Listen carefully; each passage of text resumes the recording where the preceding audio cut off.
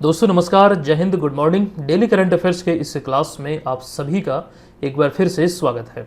अच्छा, आज के इस क्लास में प्रत्यक्ष तौर पर बोर्ड के समक्ष में आप सभी के बीच उपलब्ध तो नहीं हूँ, लेकिन स्क्रीन रिकॉर्डिंग के माध्यम से चीज़ों को आज हम देखेंगे। ध्यान रखिए, हमेशा की तरह तमाम जानकारी बिहार की प्रतियोगी परीक्षाओं को लेकर एकदम डिटेल में, एकदम विस्तार पूर्वक हम देखने वाले हैं। कंटेंट में कोई कमी नहीं होगी। हमेशा की तरह यहाँ पर वो सारी चीज़ें मैं आपको विस्तार में देने वाला हूँ। अच्छा, पिछले क्लास में जो एक सवाल मैंने आपसे पूछा था, जरा इस सवाल को देखिएगा। सवाल था, अगस्त 2026 में पाकिस्तान सरकार ने मुंबई के पारसी डॉक्टर जल रतन जी पटेल और डॉक्टर जल धाइबोकू को निशान ए इम्तियाज, जो पाकिस्तान का दूसरा सर्वोच्च सम्मान है, तो इस सम्मान से मरणोपरांत सम्मानित करने की जो घोषणा हुई है, ये क्यों की गई है पाकिस्तान सरकार द्वारा? यही यहाँ सवाल मैंने आपसे पूछा था। डिटेल में मैंने आपको पढ़ाया हुआ है, तो फिलहाल यहाँ राइट आंसर है विकल्प नंबर डी। 1946 में अली जिन्ना की गंभीर बीमारी टीबी की जानकारी को चिकित्सीय गोपनीयता के तहत गुप्त रखने के लिए, दरअसल इसे ऐसे समझिएगा, एक तो अगर हम मोहम्मद अली जिन्ना की बात करते हैं तो पाकिस्तान का ये जनक कहलाते हैं, कहे जाते हैं, और मुस्लिम लीग का एक बड़ा चेहरा थे, और इन्हीं के नेतृत्व में पाकिस्तान का एक प्रकार से कह सकते हैं गठन भी हुआ। अब बात यहाँ पर यह है कि 1946 में जब ये सारी चीज़ें हो रही थी विभाजन आदि को लेकर, तो उस दौर में, उस समय में अगर ये एक न्यूज आती कि अली जिन्ना गंभीर बीमारी से ग्रसित हैं, वो ज़्यादा दिन जीवित नहीं रहने वाले हैं, तो इस न्यूज़ से जो अंतिम वायसराय थे उस समय, खास करके लॉर्ड माउंटबेटन, तो वो इस चीज़ को, विभाजन को कोई और दिशा में भी लेके जा सकते थे, मतलब अपने फैसला में वो बदलाव कर सकते थे। उसका गंभीर प्रभाव पाकिस्तान के अस्तित्व पर पड़ता। तो ये चीज़ें जब गोपनीय रखी गई तो यहाँ पर कुछ भी नई जानकारी नहीं आई। मतलब कहने का अर्थ यहाँ पर यह है कि कोई अन्य दिशा में ये चीज़ें नहीं गई, अन्यथा राजनीतिक दृष्टिकोण से कोई और भी रूप ले सकता था, है ना। तो ऐसे में पाकिस्तान के अस्तित्व पर इस लिहाज से तो कोई भी कह सकते आंच नहीं आई। तो परिणाम स्वरूप मतलब ये चीज़ें गोपनीय रखी गई। अभी ये एक प्रकार का जो सीक्रेट है वो रिवील हुआ है, तो आप इन चीज़ों को प्रश्न के रूप में आप देख सकते हैं। एक लंबे समय के बाद, तकरीबन 80 साल के बाद, ये जो गुप्त राज था वो उजागर हुआ है पूरी दुनिया के सामने। अब उसी चीज को लेकर, पाकिस्तान इम्तियाज सम्मान को लेकर जो घोषणा हुई है, उन चीजों को यहाँ आपके बीच हमने रखा है ऑलरेडी, हालांकि हम आपको पढ़ा भी चुके हैं। देखिए, अब यहाँ पर एक दूसरी बात यह भी है कि पाकिस्तान का ये तो दूसरा सर्वोच्च सम्मान है, पाकिस्तान का निशान इम्तियाज, लेकिन निशान पाकिस्तान ये पाकिस्तान का सर्वोच्च नागरिक सम्मान है। अब तक 4 भारतीय को यह सम्मान मिला है। पहली बार या फिर पहले भारतीय पूर्व प्रधानमंत्री मोरारजी देसाई को वर्ष 1990 में यह सम्मान मिला। फिर अभिनेता दिलीप कुमार को वर्ष 1998 में, सैयद अली शाह गिलानी को वर्ष 2020 में, और अंतिम या फिर आखिरी बार और कुल मिलाकर चौथी बार ये किसी भारतीय को मिला, सैयदना मुफद्दल सैफुद्दीन को। तो ये चीज़ें यहाँ पर ध्यान रखिए। अब तक कुल 4 भारतीय को ये सम्मान मिल चुका है। चलिए आते हैं सीधे पहले प्रश्न पे, लेकिन उससे पहले अगर अभी तक आप लोग एप्लीकेशन डाउनलोड नहीं किए हैं तो प्ले स्टोर पर जाकर बीएम ऑनलाइन लर्निंग ऐप को आप डाउनलोड कीजिए। करंट अफेयर्स की हमारी तमाम चीज़ें आपको यहीं पर मिल जाएगी। किसी अन्य सोर्स पर आपको आश्रित रहने की बिल्कुल ही आवश्यकता नहीं है, विशेष रूप से बिहार के प्रतियोगी परीक्षाओं को लेकर। आइए सेशन की शुरुआत करते हैं पहले प्रश्न से। दोस्तों, पहला ही प्रश्न इतना इंपॉर्टेंट है, आपको मैं बतला दूं कि यहाँ से ऑलरेडी सवाल कई बार विभिन्न एग्जाम में पूछे गए हैं। देखिए, सवाल यह है कि राष्ट्रीय शिक्षक पुरस्कार 2026 के संबंध में निम्नलिखित कथनों पर विचार कीजिए कि निम्न में से कौन सा कथन सही है। यही तो यहाँ सवाल पूछा गया है कि कौन सा कथन या फिर कौन से कथन सही है। पहला कथन है कि वर्ष 2026 में राष्ट्रीय शिक्षक पुरस्कार के लिए कुल 48 शिक्षकों का चयन किया गया है। मतलब यहाँ पूरे भारतवर्ष की बात हो रही है, तभी तो लिखा गया है ना, कुल 48 शिक्षकों का चयन किया गया है, और ये कथन वैसे यहाँ पर बिल्कुल सत्य है।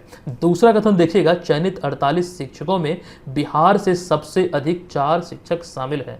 लेकिन दोस्तों, वास्तव में अगर हम देखें तो सबसे अधिक 4 शिक्षक के संदर्भ में जो बिहार की बात यहाँ पर हो रही है, ऐसे ये कथन असत्य है। सबसे अधिक 3 शिक्षक है इस सम्मान में, जो कि उत्तर प्रदेश से संबंधित है। अभी इस बार बिहार के एक भी शिक्षक इसमें शामिल नहीं है, तो यह कथन असत्य है। बिहार की 2 शिक्षिका इसमें शामिल है 48 पुरस्कारों में से। अतः ये जो कथन है ये असत्य है। कथन 4 है कि पुरस्कार समारोह 5 सितंबर 2026 को शिक्षक दिवस के अवसर पर विज्ञान भवन नई दिल्ली में आयोजित किया जाएगा। राष्ट्रपति द्रौपदी मुर्मू द्वारा 48 शिक्षकों को सम्मानित किया जाएगा। तो ये जो कथन है ना, ये बिल्कुल सत्य है। तो केवल 1 और 4 सही है। कौन से विकल्प में है? विकल्प नंबर सी में है। आइए इनसे संबंधित तथ्यों को देखने का प्रयास कीजिए।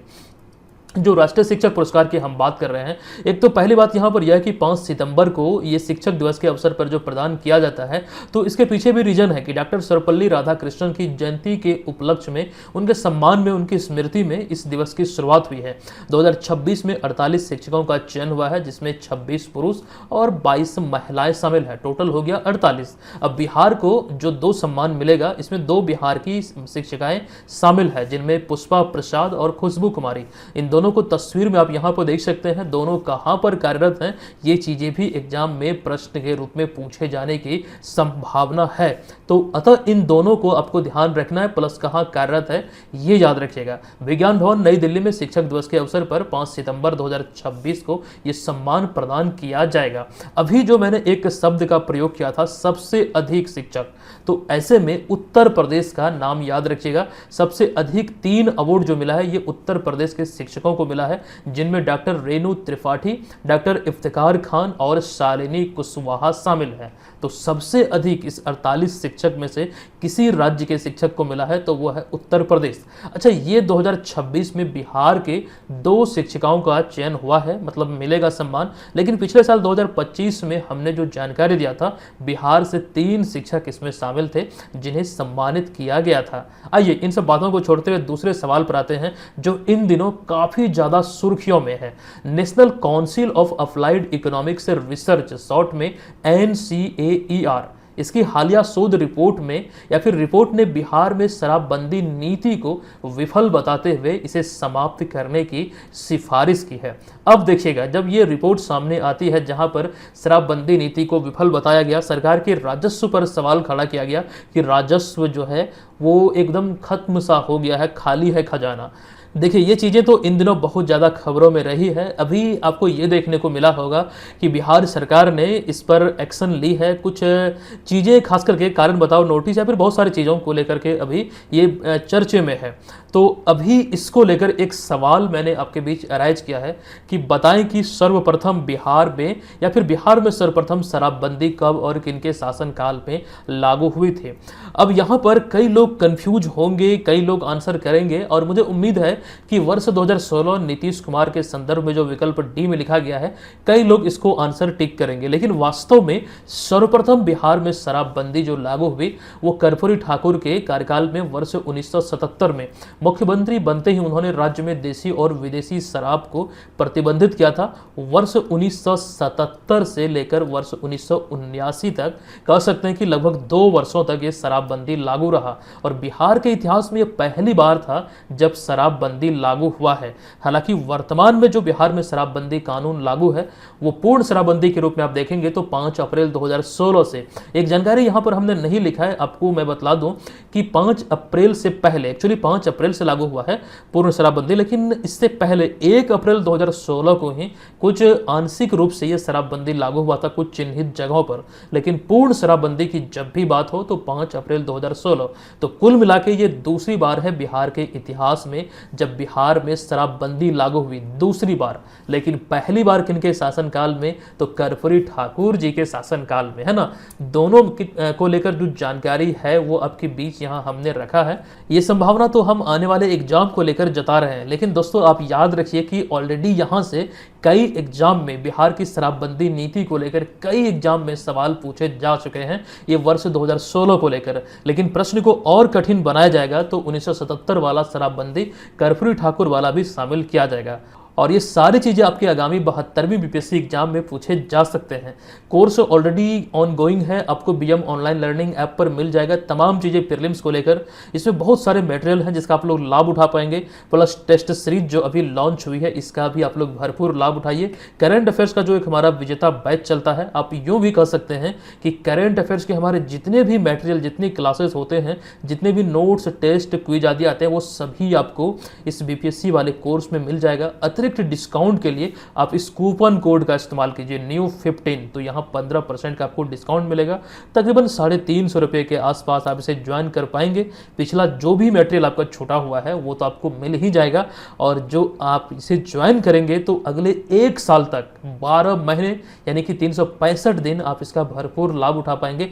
प्रत्येक दिन यहाँ पर आपको अपडेट रखा जाएगा, चाहे वो करंट अफेयर्स हो, चाहे वो और भी सारे मटेरियल हो, तो यहाँ आप इसका लाभ ले पाएंगे प्रत्येक दिन। ये जो बोर्ड PDF आप यहाँ पर देख रहे हैं ये सारी भी आपको इसमें मिलती है। अगला तीसरा प्रश्न है कि भारतीय अंतरिक्ष स्टेशन, जिसे शॉर्ट में BAS कहा गया है। अच्छा, ये चर्चाएं कई बार हम BAS को लेकर किए हुए हैं, बहुत पहले जब ये खबरों में रही थी।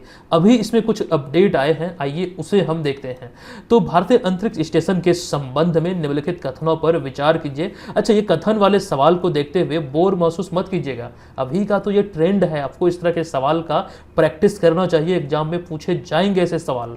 कथन 1 को देखिएगा, भारत ने वर्ष 2035 तक भारतीय अंतरिक्ष स्टेशन को पूरी तरह परिचालित करने का लक्ष्य रखा है। भारतीय अंतरिक्ष स्टेशन यानी कि BAS, तो ये कथन बिल्कुल सत्य है, 2035 तक का लक्ष्य है। कथन 2 देखिएगा, इसके पहले मॉड्यूल BAS-01 के विकास और प्रक्षेपण का जो लक्ष्य है वर्ष 2028 रखा गया है। इसके तहत कई मॉड्यूल होंगे, मतलब यहाँ पहला मॉड्यूल की हमने कथन में बात किया है, ये कथन बिल्कुल सत्य है, 2028 इसका लक्ष्य है। तीसरा कथन है कि भारतीय अंतरिक्ष स्टेशन कुल 5 मॉड्यूल वाला एक बहु मॉड्यूलर स्टेशन होगा, मतलब ये कई चरणों में इस कार्य को पूरा किया जाएगा। ये कथन बिल्कुल सत्य है, ये 5 मॉडल पर केंद्रित होगा। अब यहाँ पहले मॉडल को लेकर जानकारी है, तो ये भी चीजें ध्यान रखिए। कथन 4 है कि दुनिया में किसी भी देश के पास अपना अंतरिक्ष स्टेशन नहीं है। देखिए, ISS का नाम आपने सुना होगा, इंटरनेशनल स्पेस स्टेशन। इसमें कई देशों की भागीदारी, कई देशों की हिस्सेदारी है ना, भारत भी है इसमें। लेकिन अगर स्वतंत्र रूप से अगर हम देखें किस देश के, अच्छा ये कथन तो बिल्कुल असत्य, ये ध्यान रखें। यहाँ पर क्या लिखा गया था, किसी भी देश के पास अपना अंतरिक्ष स्टेशन नहीं है। दोस्तों याद रखिए, चाइना एकमात्र देश है जिसके पास खुद का अंतरिक्ष स्टेशन है, तियांगोंग अंतरिक्ष स्टेशन। अभी उस पर हम आएंगे। कथन देखिए 1, 2 और 3 सही है, विकल्प नंबर B में इसका राइट आंसर हो जाएगा। अब बात करते हैं जो भारतीय अंतरिक्ष स्टेशन को लेकर बातें अभी हम यहाँ इस प्रश्न में डिस्कस किए उसको लेकर। तो सबसे पहले ये ध्यान रखिए, भारतीय अंतरिक्ष स्टेशन की स्थापना को लेकर या फिर इससे संबंधित जो जानकारी आई है, इसमें प्रमुख जो लक्ष्य है वो है वर्ष 2035 तक का, क्योंकि 2035 तक ये भारतीय अंतरिक्ष स्टेशन का जो परिचालन है ये पूरा करने का लक्ष्य है भारत सरकार का, जिसमें 5 मॉड्यूल पर यह केंद्रित होगा। अभी पहले मॉड्यूल को लेकर हमने बात किया कि विकास और प्रक्षेपण के लक्ष्य पर केंद्रित होगा, जिसका लक्ष्य है 2028, है ना। 28 से 35 के बीच अगले चरण में मॉड्यूल 2, 3, 4 और 5 होगा, मतलब 35 तक ये 5 चरण पूरा हो जाएगा। यहाँ पर देख रहे हैं वही सारी चीजें हमने लिखा है। अब आगे का जो लक्ष्य इसमें बतलाया गया है, वर्ष 2040 तक भारतीय अंतरिक्ष यात्री को चंद्रमा पर भेजना एक लक्ष्य है ना। इन चीज़ों को ध्यान रखिए। अंतरिक्ष स्टेशन भारत का कुछ इस प्रकार दिखेगा, वास्तव में ऐसा ही होता है। हालांकि वर्तमान में चाइना को लेकर जो जानकारी हमने दिया, तियांगोंग अंतरिक्ष स्टेशन को लेकर, ये जरूर याद रखिएगा, है ना। इन चीज़ों को आपको याद रखना है। अच्छा, बात यहाँ अगर हम करते हैं चंद्रयान की, चंद्रयान 3 मिशन जो 14 जुलाई 2023 को लॉन्च हुआ था, 23 अगस्त 2023 को चंद्रमा की सतह पर साउथ पोल पर लैंड किया, पहला देश बना जो साउथ पोल पर पहुंचा। और मैंने आपको रिसेंटली पढ़ाया हुआ है कि 23 अगस्त को जब ये लैंड हुआ था, उस स्थान को शिव शक्ति पॉइंट नरेंद्र मोदी ने, जो 3 दिन पश्चात 26 अगस्त को राष्ट्र को संबोधन किया था, उस स्थान को चिन्हित किया किस रूप में, तो शिव शक्ति पॉइंट के रूप में। और 2023 में ही 26 तारीख को यह घोषणा उन्होंने किया कि प्रत्येक वर्ष 23 अगस्त को अंतरिक्ष दिवस के रूप में मनाया जाएगा। तो 2024 में पहली बार मनाया गया, 2025 में दूसरी बार अंतरिक्ष दिवस मनाया गया, और 2026 में इस साल 23 अगस्त को तीसरा अंतरिक्ष दिवस मनाया गया है। ये चीजें याद रखिए, है ना। आइए अगले सवाल पर। हाल ही में अगस्त 2026 में खबरों में रहा S301 निम्नलिखित में से क्या है। अब यहाँ पर जो ये खबरों में रहा है ये बेसिकली क्या है, एक सवाल हमने इस तरह से डिजाइन किया है। अमूमन इस तरह के पैटर्न वाले सवाल बनते हैं। राइट जो आंसर है वो है विकल्प नंबर बी, सेजिटेरियस ए की परिक्रमा करने वाला मिल्की वे का सबसे तेज तारा। जो ब्लैक होल सेजिटेरियस ए है इसकी हम बात कर रहे हैं, तो इसकी सबसे तेजी से कह सकते हैं परिक्रमा करने वाला या फिर चक्कर लगाने वाला तारा है। विकल्प नंबर बी यहाँ इस प्रश्न का राइट आंसर है। आप यहाँ पर इसकी स्थिति को देख रहे हैं, मतलब एक ग्राफ के माध्यम से चीजों को आपके बीच हमने समझाने का प्रयास किया है। इसे गौर से देखिएगा तो चीजें आपको अच्छे से समझ में आएगा। तो ऐसे 301 की हम बात कर रहे थे, ये हमारी आकाश गंगा, जिसे कि मिल्की वे या फिर मंदाकिनी के नाम से भी हम लोग जानते हैं अपनी आकाश गंगा को। ये आपको ध्यान रखना है कि इसके तहत खोजा गया ये सबसे तेज गति से चलने वाला तारा है। दरअसल अगस्त 2026 में वैज्ञानिकों ने इस तारे की खोज की है। अब यहाँ आपको ध्यान रखना है, ये इसलिए खबरों में है, यह super massive black hole Sagittarius A का बेहद करीब से चक्कर लगाता है और बहुत तेज गति से चक्कर लगाता है। 25,000 किलोमीटर प्रति सेकेंड की अधिकतम रफ्तार से ब्लैक होल की परिक्रमा करता है, जो प्रकाश की गति का लगभग 8% है। इस चीज को ध्यान रखिए, इसकी रफ्तार के कारण ये बहुत ज्यादा इस समय खबरों में है और ब्लैक होल का चक्कर लगाने में 8.7 वर्ष का इसे समय लगता है। अभी वैज्ञानिकों ने जो इसकी खोज की है वो कहाँ से की है, तो चिली के अटाकामा मरुस्थल से या फिर अटाकामा मरुस्थल में स्थित यूरोपीय दक्षिण वेधशाला के वेरी लार्ज टेलीस्कोप इंटरफेरोमीटर की मदद से इसकी खोज किया गया है और इन दिनों इस वजह से ये खबरों में है। और मेरे पास इसको लेकर जितनी भी जानकारी है, ये किसका चक्कर लगा रहा है और ये क्या है, रफ्तार कितनी है, यहाँ प्रकाश की गति से हमने तुलना किया, जो भी चीजें खबरों में रही है, जो एग्जाम में पूछा जा सकता है, उन तमाम बिंदुओं को आपके बीच हमने रख दिया है। अच्छा दोस्तों, बात हो रही है ब्रह्मांड की, बात हो रही है हमारे आकाश गंगा की, बात अगर हम करें सौर मंडल की जिसका हम लोग हिस्सा हैं। बेसिकली यहाँ आप समझने का प्रयास कीजिए कि सौर मंडल अपने आप में एक इम्पॉर्टेंट टॉपिक है। अमूमन ये आप लोग जानते हैं कि सौर मंडल में ग्रहों की संख्या 8 है, लेकिन कई दिनों पहले, कई वर्षों पहले आपको ये मालूम होनी चाहिए कि ग्रहों की संख्या 9 बतलाई गई थी। जो सबसे 9वां ग्रह था, जो अंतिम ग्रह के रूप में इसमें शामिल हुआ ग्रहों की श्रेणी में, वो था प्लूटो। लेकिन 2006 में प्लूटो को ग्रहों की संज्ञा से हटाकर उसे बौने ग्रह की संज्ञा दिया गया। इस समय सौरमंडल में जो ग्रहों की संख्या है 8 है। बुध, शुक्र, पृथ्वी, मंगल, बृहस्पति, शनि, अरुण, वरुण को यूरेनस और नेपच्यून के रूप में आप जानते हैं।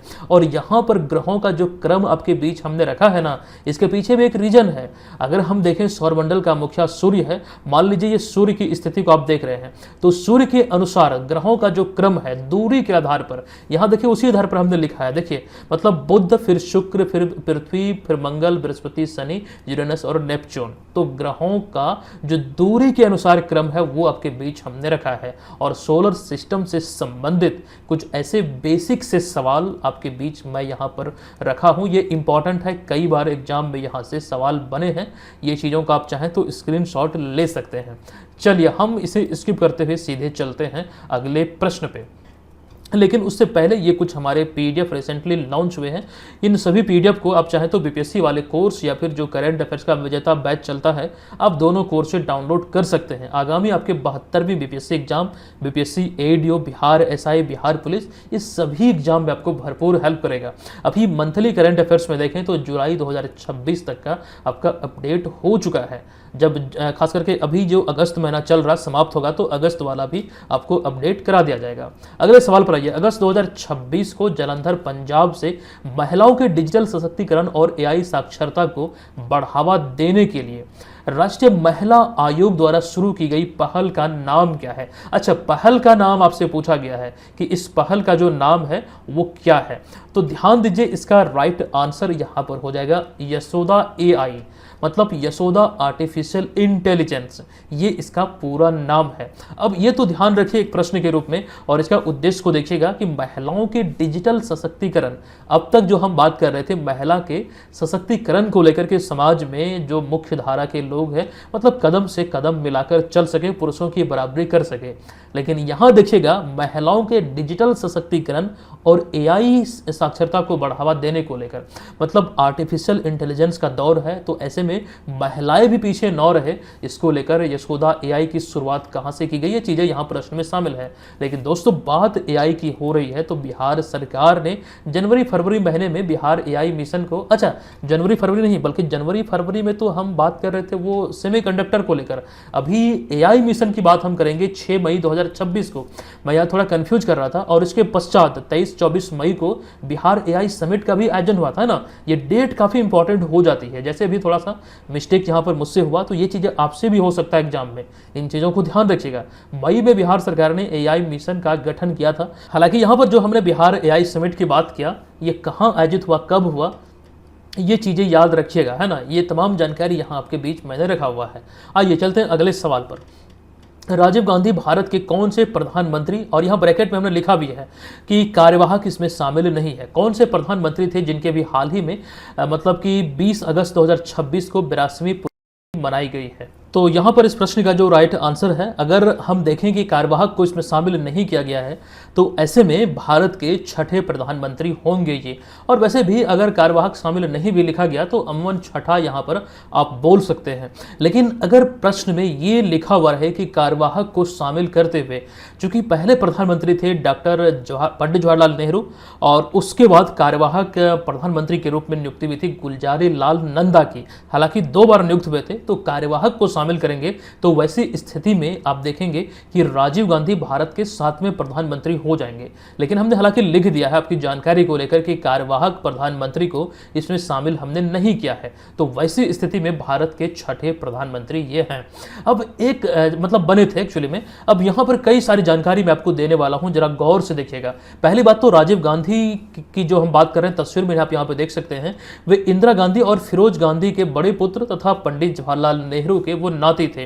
31 अक्टूबर 1984 को अपनी माता, यानी कि उस समय जो प्रधानमंत्री तत्कालीन प्रधानमंत्री इंदिरा गांधी थी, उनकी हत्या के बाद भारत के प्रधानमंत्री बने थे। उनका कार्यकाल 2 दिसंबर 1989 तक रहा था। अब ये चीजें यहाँ डेट जो हमने मेंशन किया है इंपॉर्टेंट है। राजीव गांधी का जन्म 20 अगस्त 1944 को हुआ था। वे मात्र 40 वर्ष की आयु में भारत के सबसे कम उम्र के मतलब प्रधानमंत्री बनने वाले व्यक्ति हैं अब तक के इतिहास में। हालांकि 21 मई 1991 को राजीव गांधी की हत्या कर दी गई और इस दिन को चिन्हित करते हुए प्रत्येक वर्ष भारत में 21 मई को राष्ट्रीय आतंकवाद विरोधी दिवस के रूप में मनाया जाता है। ये राहुल गांधी के पिता हुए राजीव गांधी। अब राहुल गांधी के दृष्टिकोण से आप देखिए कि जिस देश में आप रह रहे हैं, जिस देश के आप नागरिक हैं, वहां आपके पिता की भी हत्या हो जाती है और आपकी दादी की भी हत्या हो जाती है, इंदिरा गांधी की। तो समझिए कि यहाँ पर कितनी दुखद बात है ये। मतलब एक दृष्टिकोण अगर आप ये रखेंगे तो ये चीज़ आपको समझ में आएगा। अभी यहाँ फिलहाल ये हमारा टॉपिक नहीं है, बात हम कर रहे हैं यहाँ पर राजीव गांधी को लेकर। दरअसल एक महान नेता के इसमें सारे गुण थे। भारत के विकास में इनका काफ़ी योगदान रहा है। कुछ चीज़ें आप यहाँ पर देखेंगे तो वो समझ पाएंगे। उन्हें भारत में कंप्यूटर और दूर संचार क्रांति का जनक कहा जाता है और उन्होंने देश में कंप्यूटरीकरण की नींव रखी थी। मोबाइल फ़ोन आदि, कंप्यूटर आदि जो हम लोग इस्तेमाल करते हैं, इसमें बहुत ज़्यादा योगदान मतलब रहा है राजीव गांधी का। मतदान की उम्र को लेकर याद रखिए कि इनके नेतृत्व में ही या फिर इन्होंने ही 21 वर्ष से घटाकर 18 वर्ष करने का ऐतिहासिक निर्णय लिया था। एक और कि उन्होंने वर्ष 1986 में नई शिक्षा नीति, न्यू एजुकेशन पॉलिसी पेश की थी और देश भर में नवोदय विद्यालय की शुरुआत की थी। मतलब क्रेडिट राजीव गांधी को जाता है ना। इन चीज़ों को आप लोग ध्यान रखिएगा। आइए आते हैं अगले सवाल पर। प्रसिद्ध उड़िया कवि आशुतोष परिडा को वर्ष 2026 के लिए 47वें सरला पुरस्कार के लिए उनके किस कविता संग्रह कृति के लिए उन्हें चुना गया है? तो ये जो सवाल है यहाँ पर जो हम बात कर रहे हैं, ये रचना कौन सी है जिसके लिए इनका चयन अभी हुआ है 47वें सरला पुरस्कार के लिए? तो इस प्रश्न का राइट आंसर यहाँ पर हो जाएगा विश्वास दे पृथ्वी। ये इनकी रचना है जिसके लिए ये सम्मान देने को लेकर इन्हें मतलब चुना गया है, मतलब इनका चुनाव हुआ है। और वही सारी जानकारी यहाँ पर आपके बीच हमने रखा है। प्रत्येक वर्ष ये सम्मान Indian metals public charitable trust द्वारा प्रदान किया जाता है और इस साल 2026 में उड़ीसा भुवनेश्वर में इसका पुरस्कार समारोह आयोजित होना है। रचना का नाम है विश्वास दे पृथ्वी और जो इसके खास करके रचनाकार हैं डॉक्टर आशुतोष परिडा, इन्हें ये 47वां सम्मान मिलेगा और वही सारी चीज़ें यहाँ हमने मेंशन कर दिया है। आइए अगले सवाल पर आते हैं। हाल ही में 82 वर्ष की आयु में निधन के कारण चर्चा में रही डॉक्टर नंदा मालिनी निम्नलिखित में से किस देश की प्रसिद्ध गायिका एवं संगीतकार थी? यहां पर देखिए नाम क्या है, तो नंदा मालिनी। विकल्प नंबर यहां पर अगर राइट आंसर की बात करते हैं तो पहले तो यहां आप कंफ्यूज करेंगे कि ये एक भारतीय नाम लग रहा है, लेकिन दोस्तों आप ये ध्यान रखिए जो राइट आंसर यह है विकल्प नंबर बी, मतलब यहां पर श्रीलंका इस प्रश्न का राइट आंसर हो जाएगा इस प्रश्न के आधार पर, है ना। चलिए उसके बाद हम चलेंगे अगले सवाल पर कि भारत की पहली स्वदेशी असॉल्ट राइफल का नाम क्या है, जिसका हाल ही में उत्तर प्रदेश के अमेठी स्थित कोरबा प्लांट में सफल परीक्षण किया गया है। मतलब पूरी तरह से स्वदेशी तकनीक पर जो पाठ पुर्जे आदि भी लगे हुए हैं, मतलब वो भारत में ही निर्मित है, मतलब ये एक प्रकार से मेड इन इंडिया है।